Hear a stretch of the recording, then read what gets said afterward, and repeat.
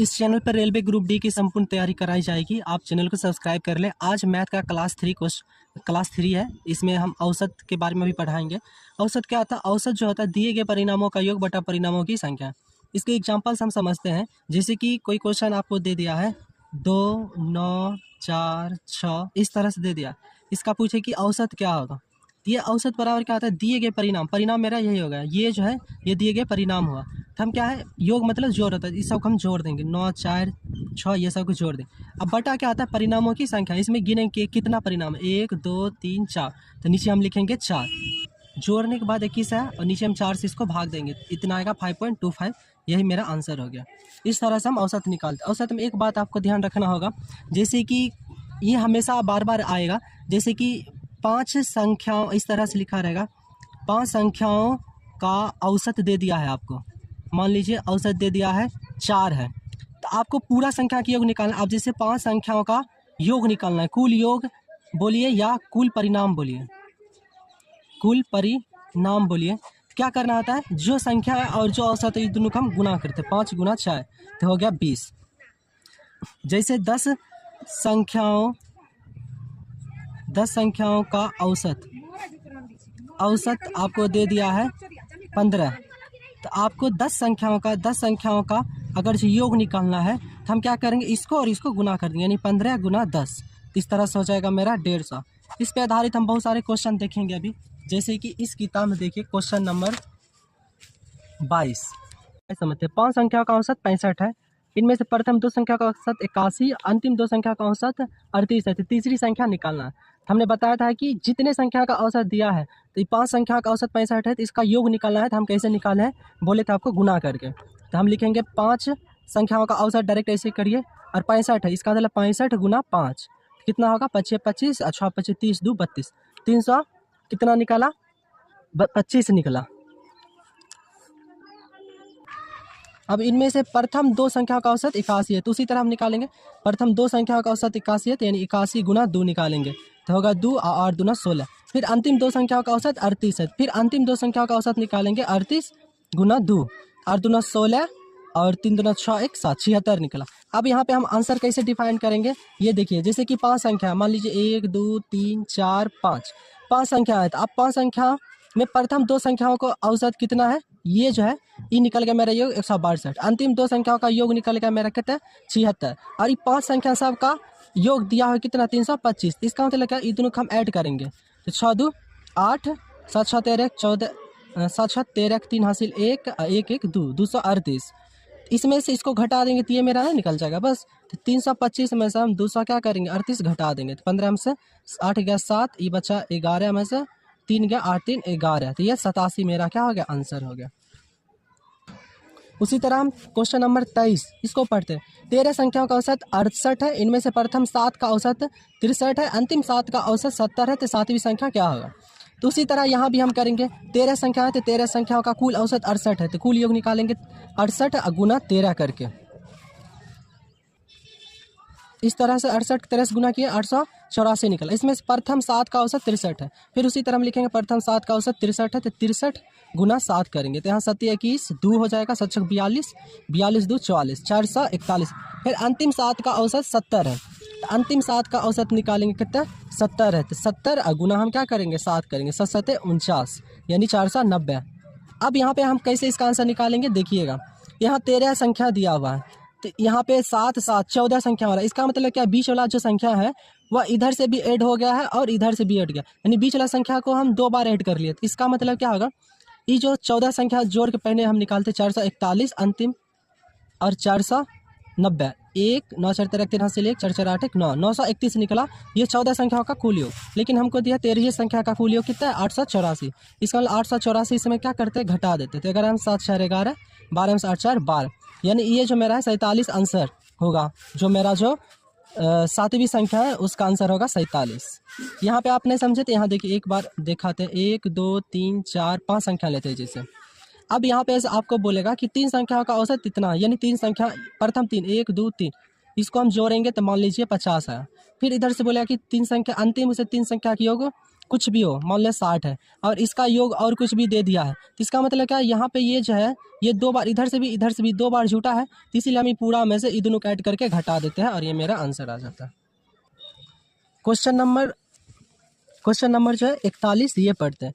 एक स्थान ए से स्थान बी तक एक मोटरसाइकिल की औसत गति 65 किलोमीटर प्रति घंटा तथा बी से ए तक आने में इसकी औसत गति 60 किलोमीटर प्रति घंटा। पूरी यात्रा में मोटरसाइकिल की औसत गति क्या? ये आसान है बहुत, इसमें बस कुछ नहीं करना। यहाँ पर समझते हैं हम पहले, ये ए हो गया, बी हो गया स्थान।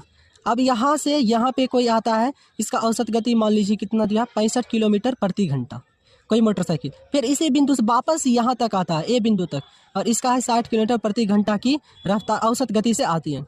तो इस पूरी यात्रा में जो है इसका औसत गति पूछेगा कि औसत गति क्या होगा पूरी यात्रा में। तो एक फार्मूला होता है 2xy y x + y, इसी पे हम बैठा देते हैं। x ये मेरा हो गया और y ये मेरा हो गया, तो 2xy है, इसका मतलब क्या होगा 2 × 65 × 60 बटा x + y, मतलब दोनों को हम जोड़ देंगे, यानी हो जाएगा 5 × 6 = 12 125, और इसको काट के जो आंसर होगा वही। अब हम क्वेश्चन नंबर 61 देखते हैं। शादी के समय एक औरत तथा उसके पति की औसत आयु 23 वर्ष थी। 5 वर्ष बाद उनके पास 1 वर्ष का बच्चा है। अब सारे परिवार की औसत आयु कितनी है? तो यहाँ पे देखिए बहुत आसान है क्वेश्चन। शादी के समय, ये शादी के समय की बात कर रहा है, शादी के समय एक औरत उसके पति, इसका मतलब यहाँ पर क्या कितना परिणाम है, 2 परिणामों का कुल योग निकालना है। ये औसत है 23 वर्ष, तो कुल योग कितना होगा 46 वर्ष, क्योंकि दोनों गुना कर देंगे 2 और गुना 23 को। फिर 5 वर्ष बाद, अब देखिए 5 वर्ष बाद के बात कर रहे हैं हम। 5 वर्ष बाद उनके पास एक वर्ष का बच्चा है। पहले हम 1 वर्ष का बच्चा छोड़ देते हैं। 5 वर्ष बाद इसका आयु का योग कितना होगा आप बताइए। जब भी आयु बढ़ता है तो दोनों को बढ़ेगा, इसकी औरत और इसके जो पति है, इन दोनों का आयु को बढ़ाएंगे। तो 5 वर्ष इसका बढ़ा, 5 वर्ष उसका बढ़ा, यानी कि 10 वर्ष बढ़ा, तो दोनों की जो औसत आयु का कुल योग हो जाएगा, अब हो जाएगा 56 वर्ष। 56 वर्ष हो जाएगा। अब यहाँ 1 वर्ष का बच्चा भी हो गया, तो 56 एक और जोड़ देंगे तो कितना होगा 57। ये 3 परिवार की कुल आयु का योग है। लेकिन यहाँ पूछता है कि अब सारे परिवार की औसत आयु कितनी है। तो औसत आयु निकालने के लिए क्या करते हैं, तो कुल परिणामों का योग हमको दिया है 57 वर्ष, और कुल परिणामों की संख्या 3 है, 3 परिवार है, तो 19 × 57, और ये मेरा औसत हो जाएगा 19 वर्ष। इसी तरह का अगले क्वेश्चन हम पढ़ते हैं आयु से संबंधित, क्योंकि ग्रुप डी में पूछा जाता है। एक परिवार में 6 पुत्रों की औसत आयु 8 वर्ष है। इन लड़कों तथा इनके माता पिता की औसत आयु 22 वर्ष है। यदि पिता की आयु माता का आयु से 8 वर्ष अधिक हो तो माता की आयु कितनी है? तो ये बहुत आसान क्वेश्चन है, बस खाली देखिए। एक परिवार में 6 पुत्र, तो 6 पुत्र का अगर हम कुल योग निकालेंगे, ये औसत है 8, तो कुल योग कितना होगा 8 × 6 = 48 वर्ष हो जाएगा। इन लड़कों यानी कि 6 लड़का है ये, और इनके माता पिता, तो यानी 2 और बढ़ गया ना, 8 हो गया। इनके औसत आयु 22 वर्ष है, तो इसका मतलब क्या करेंगे 22 को 8 से गुना करेंगे, तो 8 दूना 16, 8 दूना 16 17, 176 वर्ष हो गया। अब देखिए आगे हम पढ़ते हैं। अगला सेंटेंस में यदि पिता की आयु माता की आयु के 8 वर्ष से अधिक हो तो माता का, अब यहाँ पे पिता और माता की बात हो रहा है, तो इसमें 6 लड़का यहाँ पे कुल योग दिया, इसमें 6 लड़का और माता पिता दोनों का आयु के योग 176। हम सिर्फ माता पिता का आयु के योग के बारे में निकालेंगे, तो ये 6 क्या करेंगे घटाना पड़ेगा। तो सिर्फ जो माता पिता है 2 वर्ष की जो आयु है, दोनों परिणाम है, उसमें 176 में से 48 को क्या करेंगे हम घटा देंगे। 16 में 60 गया 8, ये बचा कितना 5, 5 में 4 गया 1 और 1, 188 वर्ष। ये सिर्फ निकला 2 माता, मतलब माता और पिता की आयु का योग 118 वर्ष। और माफ़ करना यहाँ पे घटाने में गलती हो गया। एक बार इसे एक बचा 16 में 60 गया 8, ये बचा 6 बचा ना, 6 में 4 गया 2 1, 128 वर्ष। ये माता और पिता की कुल आयु का योग निकला। अब प्रश्न से क्या कहता है कि पिता की आयु जो है, पिता का आयु, माता का आयु मान लेते हैं x, इससे 8 वर्ष अधिक है। अब यहाँ से हम क्वेश्चन सॉल्व करते हैं, तो इसका मतलब क्या है, दोनों का योग आयु का योग 128 वर्ष है। तो पिता माता का मान लिया x, तो इसका कितना होगा 128 माइनस x, घटाएंगे तो निकल जाएगा। x + 8 इधर देते हैं। अब हम क्या करते हैं, इस x को इधर ले आते हैं, 128 को इधर भेज देते हैं, तो यहाँ माइनस 2x हो जाएगा, और यहाँ हो जाएगा -120, माइनस कैंसिल, x = 60 वर्ष, इसको काट देंगे 60 बार तब।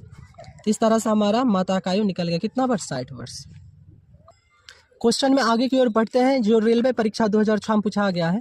कहते हैं 20 लड़कों के एक समूह के औसत भार की गणना 89.4 किलोग्राम की गई है। बाद में ज्ञात हुआ कि एक लड़के के 87 किलोग्राम भार के स्थान पर 78 किलोग्राम पढ़ा गया। सही औसत भार कितना होगा? तो ये भी बहुत आसान है। 20 लड़कों के एक समूह के औसत मान, तो बस वही बात रिपीट होता है। तो 20 लड़कों की औसत दिया है तो कुल आयु कितना, कुल वजन कितना निकल जाएगा, तो 89.4 गुना 20। इसको अब गुना कर देंगे, तो गुना करेंगे तो ये 0 0 कैंसिल हो जाएगा। यहाँ होगा 4 दूना 8, 9 दूना 18 का 8 हासिल 1, 8 9 16 17, 1788 kg निकल गया। अब लेकिन बाद में पता चला कि एक लड़का था 87 kg का, लेकिन उसको पढ़ लिया गया बाय मिस्टेक 78 kg पढ़ लिया गया। तो इसका मतलब क्या हुआ, 87 का 78 पढ़ लिया गया। इसका मतलब कम पढ़ा गया, कितना कम पढ़ा गया, तो 2 7 2 9 kg, 9 8 हाँ 9 kg कम पढ़ा गया। तो इसमें हम क्या करेंगे, 9 kg ऐड कर देंगे। तो 9 8 17 7 हासिल 1 और 8 1 9 और ये 1797 kg हो गया। अब क्या आता है सही औसत क्या होगा, तो 20 लड़का है तो इसको हम 20 से क्या करेंगे, भाग दे देंगे, बस हो गया। ये समझो 0 नहीं, 2 से इसको भाग दो पहले, तो 2 8 16 हो गया, 1 में गया तो 2 9 18 हो गया, 1 में गया फिर 2 8 16 पॉइंट 1 2 5 10, नीचे में एक 0 है तो एक 0 इधर घसक जाएगा। इसका मतलब होगा 89.85 kg औसत इसका निकल गया। यही आंसर। आपको हम डिटेल्स नहीं बताए क्योंकि कंपटीशन की एग्जाम आप दे रहे हैं तो आपको शॉर्टकट बनाना पड़ेगा।